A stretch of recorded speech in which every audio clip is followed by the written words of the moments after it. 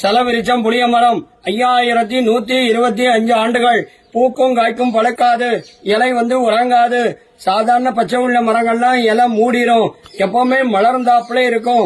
காய் நீர்ச்சத்து உறிஞ்சி கருகி கீழே விழுந்துரும். புரளதும் பயன்படுத்த முடியாது. உறங்கா புலிட்டு சொல்றது ஒரே விஷம்தான். 5 தலை ஆதிசேஷன் மாதிரி 5 விஷமா 5 கிளையா காட்சி கொடுக்குது. 1 2 3 மண்டபத்துக்கு மேல 4, இந்த முக்கில 1 5 கிளையா 5 விஷமா காட்சி கொடுக்குது. இந்தியால லட்சம் கோயில்கள் இருக்கு. 12 ஆழ்வார்கள் போய் ஒரு திவிதேசமா காடு மலை தாண்டி பெருமாளை பாடி சேவிக்கிறாங்க. அதான் 108 திவிதேசம். 2 சேவிக்க முடியாது. 1 திருப்பார்கடல்ல பள்ளி கொண்டிருக்கார், இன்னொன்னு பரமபதட்டு காலத்துக்கு அப்புறம் வைகுண்டத்துல மேல சேவிக்கிறது. 106ல தமிழ்நாட்டுல 82 திவிதேசம். 82ல தான் நீங்க நவ திருப்பைட்டு 9 திவிதேசம். நடுவுல தாமிரபரணி நதி ஓடுது. நதியுடைய வடபக்கத்துல சிறுவைகொண்டம், நத்தம், திருப்புளியங்குடி, ரெட்ட திருப்பதி, பெருங்குளம். தென்பக்கத்துல தென்திருப்பறை, திருக்குளூர், ஆழ்வார், திருநகரி, இட்டிதான் 9வது திவிதேசம். திருநெல்வேலில இருந்து நாரோல் ரோட்ல நாங்குநேரி, திருக்கரங்குடி, இட்டு 2 திவிதேசம். மலையாளத்துல 13 திவிதேசம். கேரளால 13 திவிதேசத்துல ஒரு திவிதேசம் தான் திருவன்பரி சாரம், திருப்பதி சாரம்ட்டு ஒரு திவிதேசம். அலகாரிமாறன் உடையனங்கைட்டு ஒரு ராஜா ராணி. இந்த ராஜா ராணிக்கு ஒரு குழந்தை பிறக்குது. குழந்தை பிறந்த உடனே ஜடமா இருக்கு, பேசல, அழல, தாயிட்ட பால் குடிக்கல, இயற்கைக்கு மாறா பிறக்குது. உடனே பக்கத்துல இருக்க திவிதேசம் திருக்கரங்குடி நம்பிகள்கிட்ட போய் இந்த குழந்தைய கொண்டு பிரார்த்தனை பண்றாங்க. பெருமாளே இது என்ன சோதனைட்டு, நீங்க கவலைப்படாதீங்க, திருக்குறுகூட்டூர் திவிதேசம் இருக்கு, இந்த பெருமாள்கிட்ட போய் நீங்க பிரார்த்தனை பண்ணுவோங்கிறாங்க. நீங்க நிக்கக்கூடிய இடத்து பேரு தான், ஸ்தலத்து பேரு தான், திவிதேசத்து பேரு தான், இந்த ஊரு பேரு தான் திருக்குறுகூட்டு பெயர். இந்த திவிதேசம் காடும் நதியுமா இருந்து பறவைகள் நிறைந்த இடம் தான் குறுகூட்டு பெயர். மூலஸ்தானம் மூலவர் ஆதிநாதன் நின்ன திருக்கோலம்.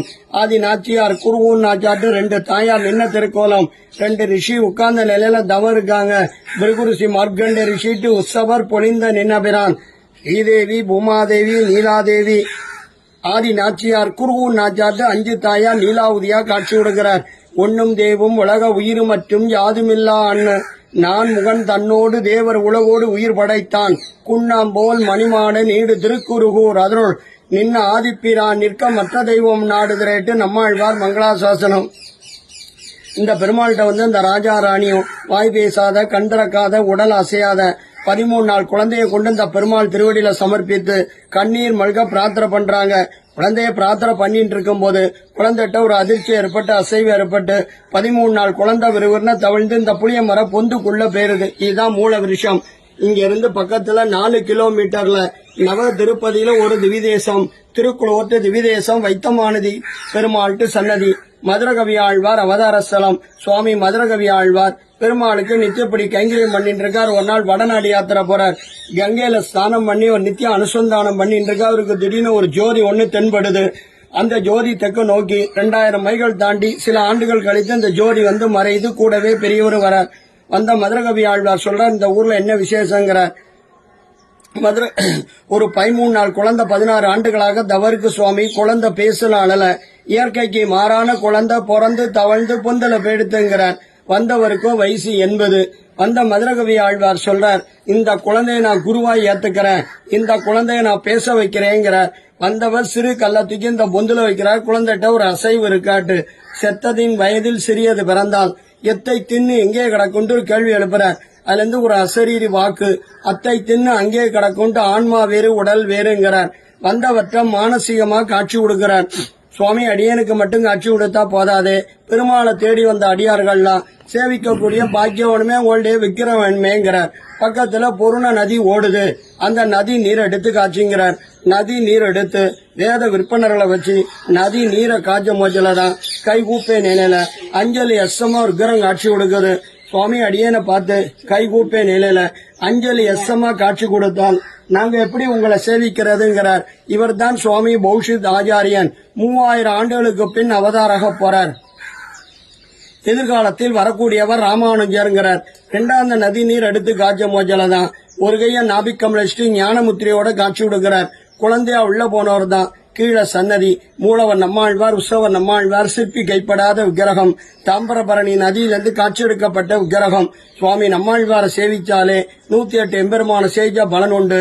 12 ஆழ்வாரும் ஒவ்வொரு திவிதேசமா காடு மலை தாண்டி பெருமாளை பாடி சேவிக்கிறாங்க. இவற்றை என்ன சிறப்பும் சொன்னா, இருந்த இடத்துல 108 எம்பெருமானும் காட்சி கொடுத்து என்னை பாடு உன்னை பாடு என் திவிதேசத்து பெயரை சொல்லட்டு தவம் கடந்து நம்மாழ்வார் திருவாயினால பாட்டை வாங்கிட்டு போயிருக்காங்க. நேர்ல போனது கிடையாது. இந்த 108 பெருமானும் காட்சி கொடுத்த புண்ணிய பூமி, புண்ணிய நதி, தாமிரபரணி, பெருமாளுடைய விமானம், கோவிந்த விமானம், நம்மாளுடைய விமானம், பராங்குச விமானம். நம்மாழ்வார் இல்லைன்னா 108 திவிதேசம் கிடையாது. நம்மாழ்வார் இல்லைன்னா 4000 திவ்ய பிரபந்தம் கிடையாது. நம்மாழ்வார் இல்லைன்னா வேதம் தமிழ் செய்த மாறன்ட்டு பேசக்கூடிய தமிழே கிடையாது. இந்த மண்டபத்து பேர் மணிமண்டபம்னு சொல்றது. இதுல என்ன சிறப்பும் சொன்னா, வாசல்ல தோரபாலகர், கருட ஆழ்வார், ஆஞ்சநேயர், கீழே 36 திவிதேச எம்பெருமானும் சுவாமி நம்மாழ்வார் திருவாயினால பாட்டை வாங்கிட்டு கீழே சீலா ரூபத்துல எழுதியிருக்கா. ஸ்ரீரங்கம், திருப்பதி, காஞ்சிபுரம், திருக்கோவிலூர், நவதிருப்பதி எம்பெருமான், மலையாள திவிதேச எம்பெருமான், சோழ நாட்டு திவிதேச எம்பெருமான், அயோத்தி, சீதா, ராமர், லட்சுமணன், பிருந்தாவன், கிருஷ்ணர், மணவாள மாமுனி, உபன்யாசம் பண்ண மண்டபம், மணவாள மாமுனி காலட்சம் பண்ண மண்டபம். நம்மாழ்வாருக்கு 32 திவ்ய நாமங்கள்.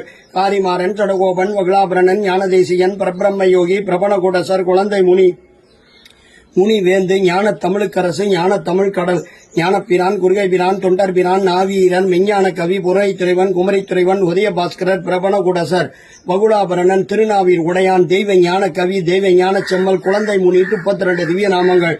கம்ப ராமாயணம் ஸ்ரீரங்கத்தில் அரங்கேற்றமாது. ரெங்கநாதர் சொல்றார், நம் சடகோபனை பாடி நீரோங்கிறார்.